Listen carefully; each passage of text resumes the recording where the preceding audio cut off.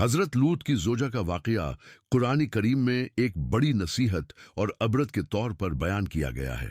यह कहानी हमें ईमान, वफादारी और अल्लाह के हुक्म की अहमियत समझाती है। हजरत लूत की जोजा की कहानी बहुत जमाना पहले एक बस्ती थी जिसे सदूम कहा जाता था। इस बस्ती के लोग बहुत बड़े कामों में मुब्तला हो चुके थे। वो अल्लाह के अहकाम को नहीं मानते थे और गुनाहों में डूबे हुए थे। अल्लाह ताली ने इन लोगों को सीधी राह दिखाने के लिए हजरत लूत अलैहिस्सलाम को नबी बनाकर भेजा। हजरत लूत दिन रात अपनी कौम को नसीहत करते थे। वो कहते थे, ऐ मेरी कौम, अल्लाह से डरू और बुरे कामों को छोड़ दो। लेकिन अफसोस कि ज्यादातर लोग उनकी बात नहीं मानते थे। वो हजरत लूत का मजाक उड़ाते और अपनी बुराइयों में ही लगे रहते थे।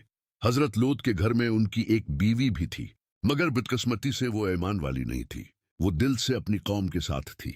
जब भी हजरत लूत के घर मेहमान आते, वो चुपके से जाकर बस्ती के लोगों को खबर दे देती थी।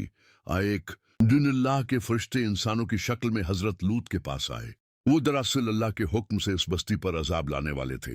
हजरत लूत ने उन मेहमानों की हिफाजत की कोशिश की, मगर उनकी बीवी ने फिर कौम के लोगों को खबर दे दी।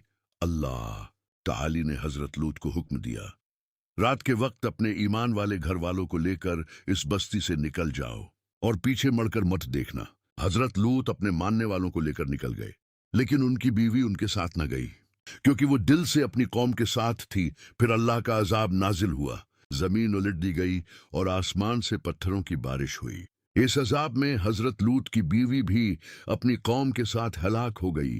इस वाकये से सबकिया वाकया हमें सिखाता है कि सिर्फ किसी नबी के घर में होना काफी नहीं, असल चीज ईमान और नेक अमल है। बड़े लोगों का साथ देने का अंजाम हमेशा बड़ा होता है।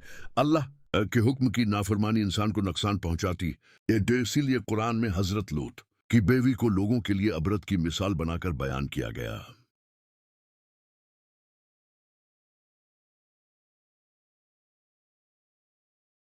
भी खूबसूरत अंदाज में सुना सकता हूं।